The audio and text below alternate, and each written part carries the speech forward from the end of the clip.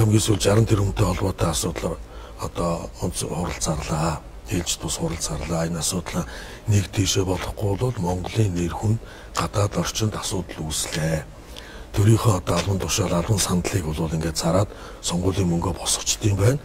Ингээд сонгуульд орчдсон байна гэдгээ чинь одоо дэлхийд даяар яриад эхлэв.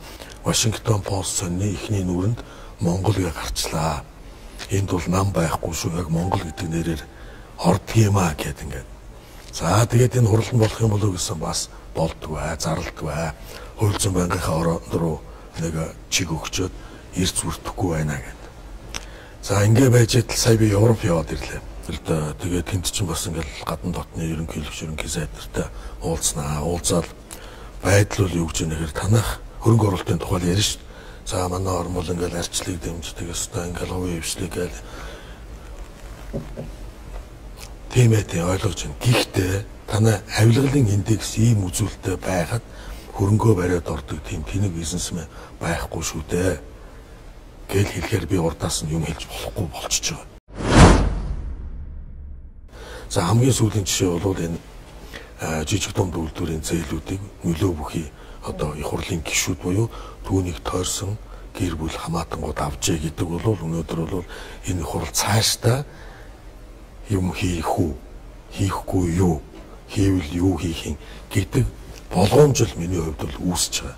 Яг бол дахиад олон хоороо буюу намын одоо үүрэг болоод бүлгийн шийдвэрээр дахиад иймэрхүү аюултай Монгол улсыг одоо ирээдүг балалсан энэ шийдвэрүүдээ гаргаад ивэл яах?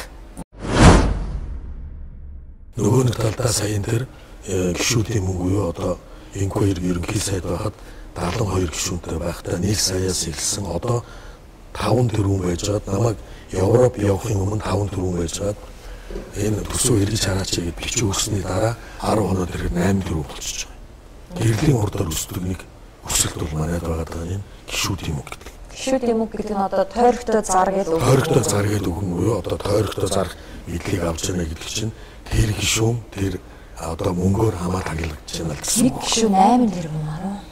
1 сая байсан. Тэгээд тэр зураг хүрхгүй барилгуудыг хэмнэсэн мөнгөөрөө энэ салбараа босгож өгч нүүрсний унахад энэ салбар чинь ингээд биднийг ирээдүг аваа явна гэдэг ийм санаа.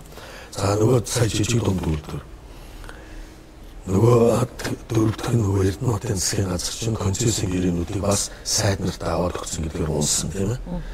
Ийм зүйлүүд давтагдаад байгаа учраас энэ их хурл цаашдаа ажиллах боломжгүй болсон тодорхой боллоо гэж их хурлын дараад одоо үндсэн хуульд заасны дагуу одоо өнөөдөр өглөөлтөд